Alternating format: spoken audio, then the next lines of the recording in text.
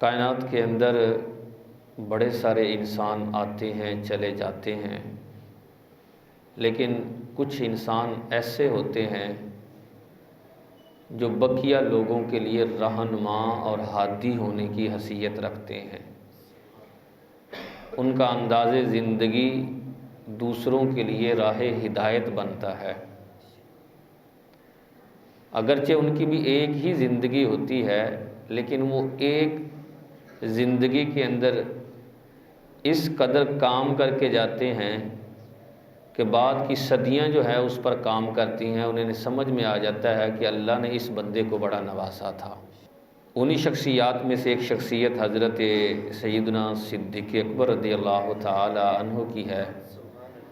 اللہ تعالیٰ نے آپ کو بے پناہ خوبیوں سے نوازا، اور ہر اعتبار سے آپ جس جہت سے بھی دیکھیں گے نا، آپ عبادت کے اعتبار سے دیکھ لیں، آپ سخاوت کے اعتبار سے دیکھ لیں، آپ عشق کے اعتبار سے دیکھ لیں، آپ جس اعتبار سے بھی سیدنا صدیق اکبر کو دیکھیں گے، آپ کو ہر اعتبار سے اولیت یعنی پہلے نمبر پر ہی آپ نظر آئیں گے۔ اللہ تعالیٰ نے اس قدر زیادہ خصوصیات عطا فرمائی کہ صحابہ میں سے کوئی صحابی جب حضرت جبریل وحی لے کر آتے تھے نا، تو کسی کو سرگوشی نہیں سمجھ میں آتی تھی کہ جو حضرت جبریل وحی لے کر آتے تھے نا، کسی کو نہیں پتہ چلتا تھا کہ کیا ہو رہا ہے۔ بس سرکار کے ظاہری انداز سے پسینہ آ جاتا تھا اور جسم وزنی ہو جاتا تھا، جس سے پتہ چلتا تھا کہ وحی اتر رہی ہے۔ لیکن صدیق اکبر وہ صحابہ میں سے صحابی ہیں کہ جب جبریل اترتے تھے اور جو سرکار کی بارگاہ میں وحی عرض کر رہے ہوتے تھے، آپ وہ بھی سن لیا کرتے تھے۔ کیسا درجہ اللہ نے عطا فرمایا ہے سیدنا صدیق اکبر رضی اللہ تعالی عنہ کو۔ ہمارا اہل سنت کا جو عقیدہ ہے، سیدنا صدیق اکبر رضی اللہ تعالی عنہ کی شخصیت کے متعلق یہ ڈکا چھپا نہیں ہے، عقیدہ ڈنکے کی چوٹ پر ہوتا ہے بھائی۔ آج بھی یہی عقیدہ ہے اہل سنت کا، کل بھی یہی تھا، اور قیامت کے دن تک یہی ہے کہ اللہ تعالیٰ نے سیدنا صدیق اکبر رضی اللہ تعالی عنہ کو پہلا نمبر عطا فرمایا ہے۔ افضل البشر بعد الانبیاء، انبیاء کے بعد جس کو سب سے زیادہ فضیلت، سب سے زیادہ درجہ اللہ نے عطا فرمایا ہے، وہ سیدنا صدیق اکبر رضی اللہ تعالی عنہ ہے۔ بلکہ یاد رکھیں، شواہد النبوہ کے اندر یہ روایت نقل ہے کہ ابھی اسلام مارز وجود میں نہیں آیا اور قرآن بھی ابھی نہیں اترا، بانی اسلام کی پیدائش بھی نہیں ہوئی، سرکار کا میلاد بھی ابھی نہیں ہوا تھا۔ اس وقت بھی جو پرانی کتابیں تھیں نا، پہلے کی پرانی کتابیں، ان پرانی کتابوں کے اندر بھی یہ لکھا ہوا تھا کہ محمد الرسول اللہ صلی اللہ تعالی علیہ وسلم آخری نبی ہیں اور صدیق اکبر ان کے پہلے جانشین ہیں۔ حضرت جبیر بن مطعم آپ فرماتے میں نے ابھی اسلام قبول نہیں کیا تھا، میں ملک شام کے سفر پر تھا، عموماً میرا سفر ہوتا رہتا تھا، وہاں تجارتی قافلے، تجارتی معاملات میں وہاں جاتا رہتا، تو مجھے یہودیوں کے ایک بہت بڑے گروہ نے نا، مطلب چند لوگ پکڑا اور مجھے ایک کوٹھی نما محل کے اندر لے گئے۔ میں بڑا پریشان، وہاں جا کر سب سے پہلے انہوں نے مجھ سے یہ سوال کیا، تم قریش سے ہو؟ میں نے کہا ہاں میں قریش سے ہوں۔ کہا مکہ کے رہنے والے ہو؟ کہا ہاں میں مکہ کا رہنے والا ہوں۔ کہا ہمیں پتہ چلا وہاں کسی نے نبوت کا دعویٰ کیا؟ کہا ہاں وہاں نبوت کا دعویٰ کیا ہے۔ کیا جانتے ہو؟ کہا ہاں میرے رشتہ داروں میں سے ہیں، میں اچھی طرح جانتا ہوں انہیں۔ کہا اچھا چل آیا پھر ہمارے ساتھ۔ وہ کوٹھی نما جو محل تھا اس کی 3 مطلب پورشن تھے، نیچے والا پورشن بڑا تھا، اوپر والا بھی بڑا۔ کہتے ہیں وہاں مورتیں رکھی ہوئی تھی جسے بت کہتے ہیں، بڑی ساری مورتیں۔ مجھے اندر داخل کر کے کہنے لگے ان میں سے ہر ایک مورتی کو دیکھو، کیا ان مورتیوں میں سے کوئی مورتی جنہوں نے نبوت کا دعویٰ کیا ان سے ملتی ہے؟ میں نے ساری مورتیوں کو غور سے دیکھا، میں نے کہا نہیں کوئی مورتی ایسی نہیں ہے۔ پھر دوسرے پورشن پر لے گئے، وہاں بھی ایسا ہی تھا، میں نے ہر ایک مورتی کو، ہر ایک بت کو دیکھا، میں نے کہا نہیں۔ تیسرے پر بھی ایسا ہی تھا، میں نے کہا یہاں کوئی نہیں ہے ان کی صورت جیسی کوئی صورت۔ کہتے وہاں سے نکلے، ایک دوسری خاص جگہ پر لے کر گئے، وہاں جانے کا بھی بڑا اہتمام تھا، خاص طریقے سے مجھے لے کر گئے، اور خاص جگہ تھی، وہاں ایک ہی کمرہ تھا اور اس کے اندر صرف 2 مورتیاں تھیں۔ مجھے لے کر داخل ہوئے نا، جب میں داخل ہوا تو بے ساختہ بول اٹھا، یہ جو سامنے مورتی پڑی ہے نا، مکے کے اندر جنہوں نے نبوت کا دعویٰ کیا ہے یہ ان کی مورتی ہے۔ جب میں نے یہ کہا نا، ان کے رنگ کو چھوڑ گئے، آپس میں بات کرنے لگ گئے۔ کہتے ہیں مجھے سمجھ صرف اتنی آئی کہ بنی اسرائیل سے نبوت اٹھ گئی ہے، اب وہ واقعی اللہ کا سچا نبی ہے، وہ واقعی اللہ کا سچا نبی ہے۔ پھر مجھ سے دوسرا سوال انہوں نے کیا، یہ کون ہے؟ ان کے ساتھ جو سرکار کی مورتی بنی تھی اس کے ساتھ ایک مورتی تھی۔ میں نے کہا کہ یہ تو نبی تو نہیں ہے، یہ تو ان کو دوست ہے، نام ان کا عبداللہ ہے اور صدیق اکبر کے سے ساتھ یہ مشہور ہیں۔ کہا ہاں ایسا ہی ہے۔ میں نے کہا ایسا ہی ہے، ایسے جیسے ان کو پہلے ساری معلومات ہے۔ میں نے ان سے کہا یہ کیا بات ہے، مجھے تو بتاؤ، کچھ سمجھاؤ۔ انہوں نے کہا پہلے جو 3 پورشن دیکھ کے آئے تھے نا، وہ انبیاء سابقین کی مورتیں ہم نے بنائی ہوئی تھیں، جیسا حلیہ تراث زبور انجیل کے اندر بیان کیا گیا تھا، اس حلیے کے ساتھ ہم نے بنا لیا۔ اور یہ جو اب تم مورتی دیکھ رہے ہو یہ بھی پرانی کتابوں کے اندر اسی طرح تھی، تو ہم نے نبی آخر الزمان کی مورتی بنائی، تم نے کہا ایسا ہی ہے، اور یہ ساتھ ان کے دوست کی مورتی ہے۔ سنو، یہ صرف دوست ہی نہیں ہے، پرانی کتابوں میں یہ لکھا ہے کہ محمد آخری نبی ہوں گے، صدیق اکبر ان کے پہلے خلیفہ ہوں گے۔ پہلے سے یہ طے ہے، پہلے سے ہی، کہ پہلا جو نمبر ہے وہ سیدنا صدیق اکبر رضی اللہ تعالی عنہ کا، بلکہ باقاعدہ طور پر یہ روایت کے اندر موجود ہے، سرکار نے مولا کائنات حضرت علی کرم اللہ تعالی وجہ کریم کو بلایا، ارشاد فرمایا علی میں نے 3 مرتبہ اللہ سے تیری تقدیم کی دعا مانگی کہ اللہ تجھے پہلا نمبر عطا فرما دے، لیکن اللہ نے ہر مرتبہ یہی ارشاد فرمایا اے محبوب پہلا نمبر میں نے تیرے یار صدیق اکبر کو عطا فرمایا ہے،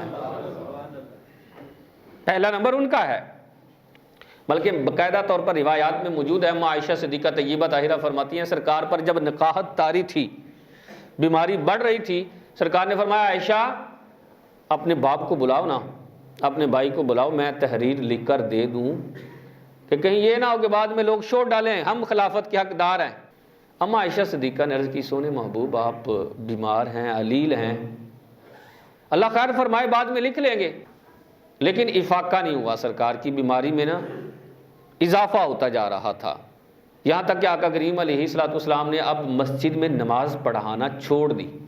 آقا کریم علیہ الصلوۃ والسلام نے پوچھا صحابہ نے نماز پڑھ لی؟ اما عائشہ صدیقہ نے عرض کی یا رسول اللہ وہ مسجد میں بیٹھ کر آپ کا ہی انتظار کر رہے ہیں کہ آپ کا چہرہ دیکھیں گے اور نماز پڑھیں گے۔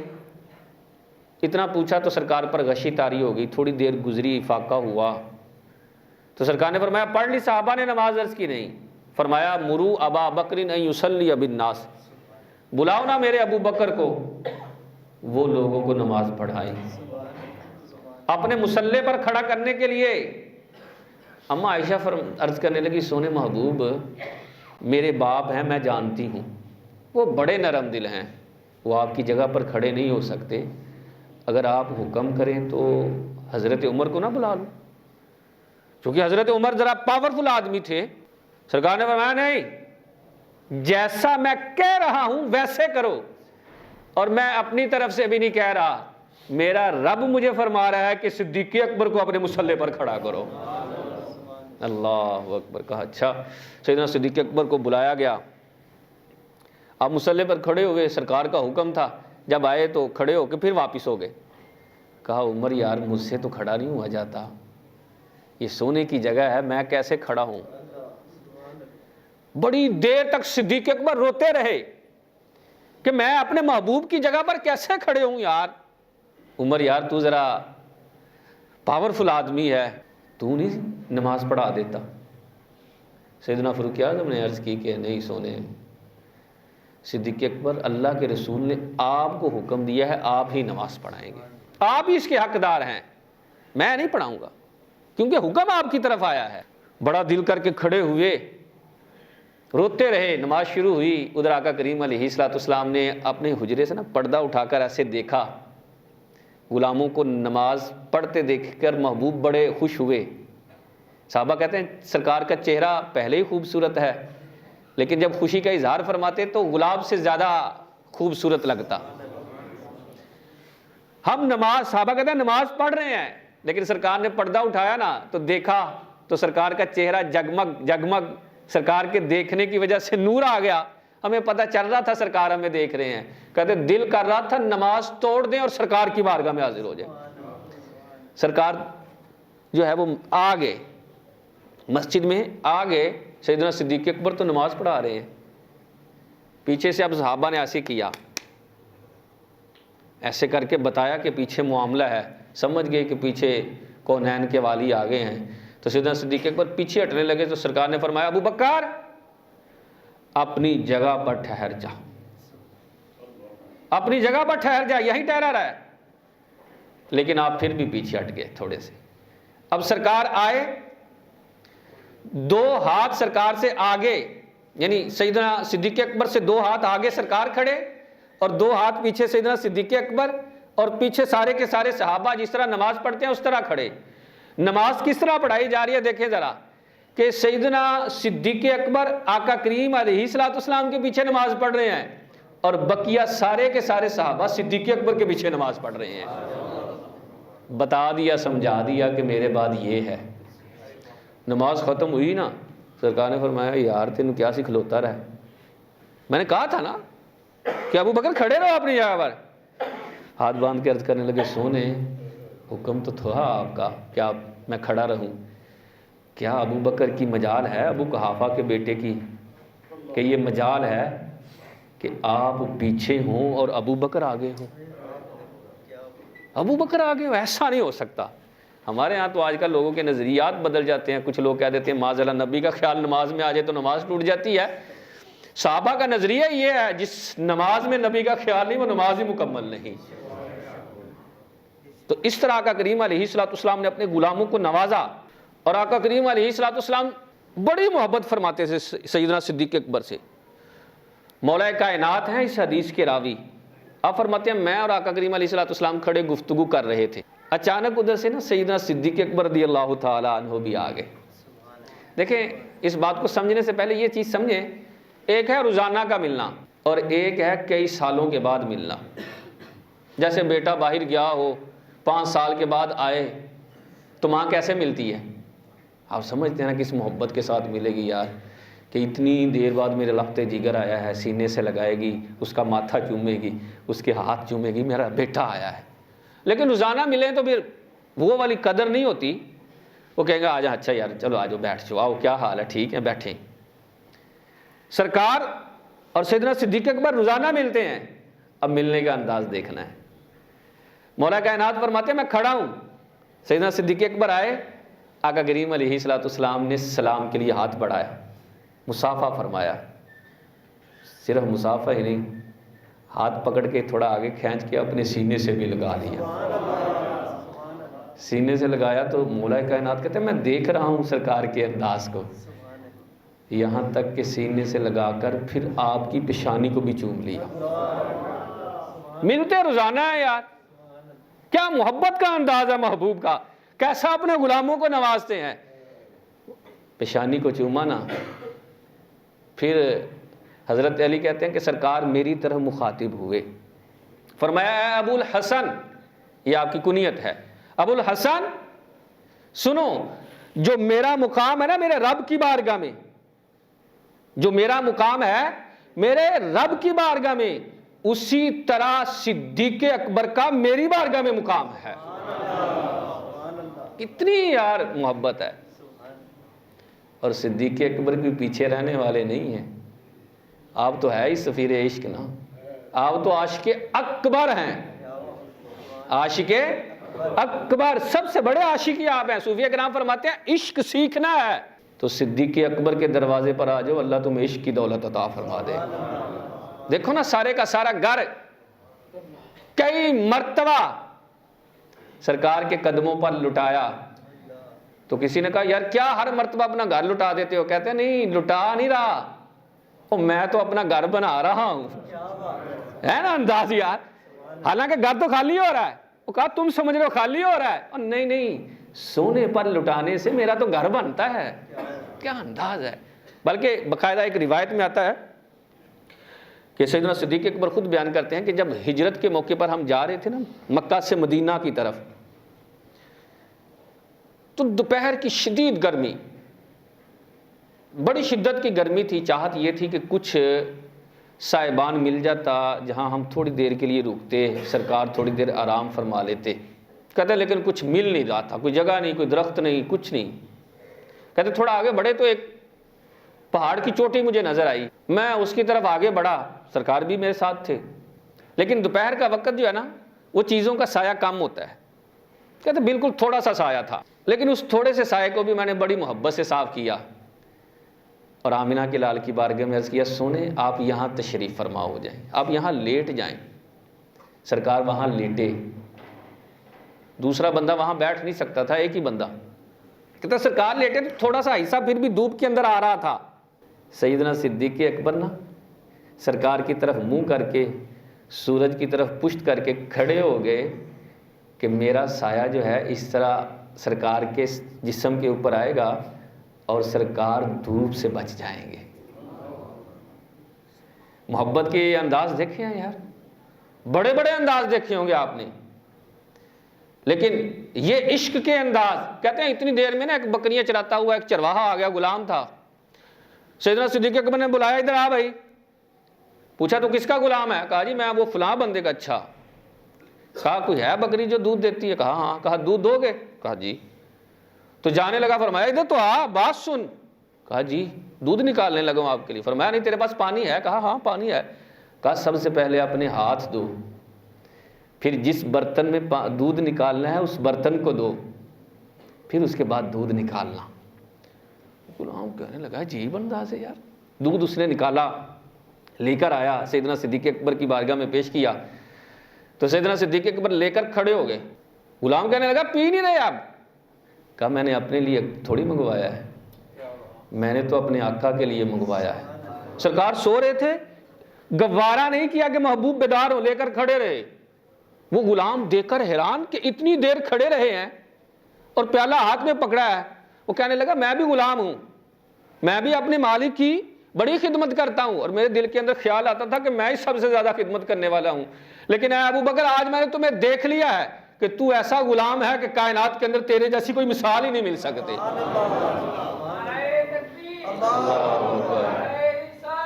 یا رسول اللہ، یا علی، یا غوث حق چار یار.